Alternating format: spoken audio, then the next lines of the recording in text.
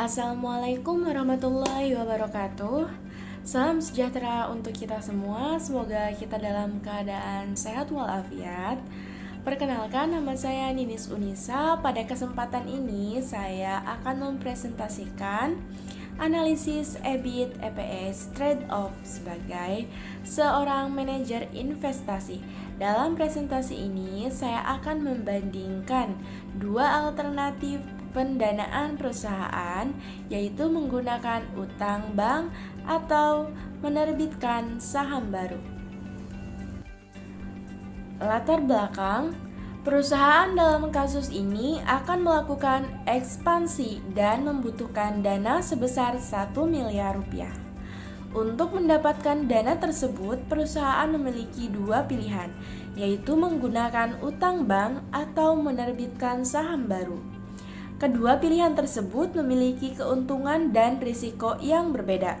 Oleh karena itu, kita perlu melihat pengaruh masing-masing alternatif terhadap EPS atau laba per saham sekaligus mempertimbangkan risiko keuangannya.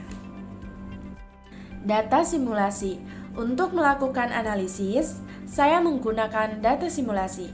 Perusahaan membutuhkan dana sebesar 1 miliar rupiah dengan bunga utang sebesar 12% per tahun dan tarif pajak sebesar 22%. Jika perusahaan memilih utang, maka bunga yang harus dibayar adalah 120 juta rupiah per tahun.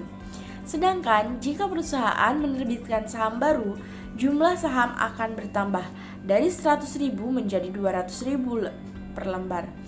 Dalam analisis ini, EPS dihitung dengan membandingkan laba setelah pajak dengan jumlah saham yang beredar.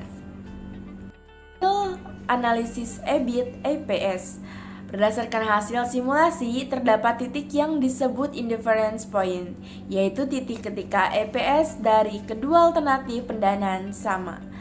Dalam perhitungan ini, titik indifference berada pada EBIT sebesar 240 juta rupiah. Artinya, apabila EBIT perusahaan berada di bawah 240 juta rupiah, penerbitan saham baru lebih menguntungkan dari sisi EPS. Sebaliknya, jika EBIT berada di atas 240 juta rupiah, penggunaan utang menghasilkan EPS yang lebih tinggi.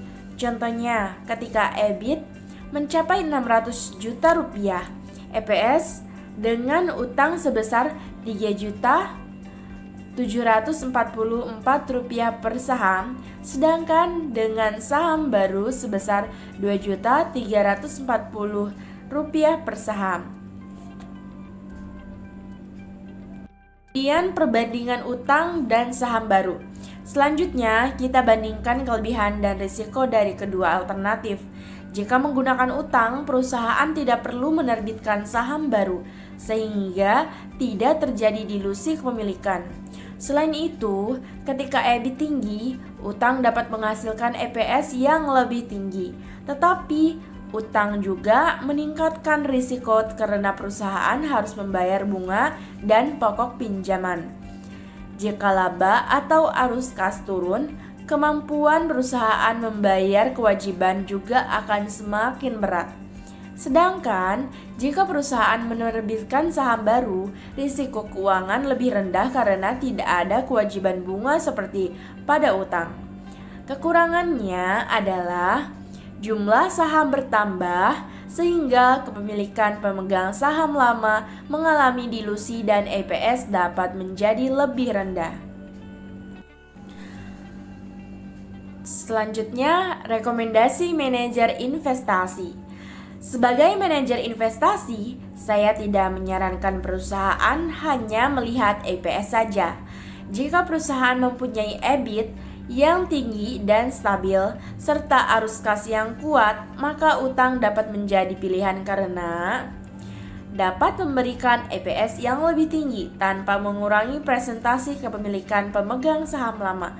Namun, jika kondisi bisnis tidak stabil atau kemampuan perusahaan membayar utang terbatas, penerbitan saham baru dapat menjadikan pilihan yang lebih aman karena resiko keuangan lebih rendah. Jadi, keputusan pendanaan harus mempertimbangkan EPS, arus kas, risiko keuangan, tingkat utang, dan kondisi perusahaan dalam jangka panjang. Sebagai kesimpulan, analisis EBIT EPS membantu perusahaan menentukan alternatif pendanaan yang paling sesuai. Dalam simulasi ini, titik indifference berada pada EBIT sebesar 240 juta rupiah. Jika EBIT lebih tinggi dari 240 juta, utang lebih menarik dari sisi EPS. Sedangkan jika EBIT lebih rendah dari 240 juta, saham baru lebih menarik dari sisi EPS. Namun, utang memiliki risiko keuangan yang lebih tinggi, sedangkan saham baru memiliki risiko dilusi kepemilikan. Oleh karena itu, keputusan terbaik adalah keputusan yang mampu memberikan keseimbangan antara keuntungan bagi pemegang saham dan risiko perusahaan. Demikian presentasi saya. Terima kasih atas perhatiannya. Wassalamualaikum warahmatullahi wabarakatuh.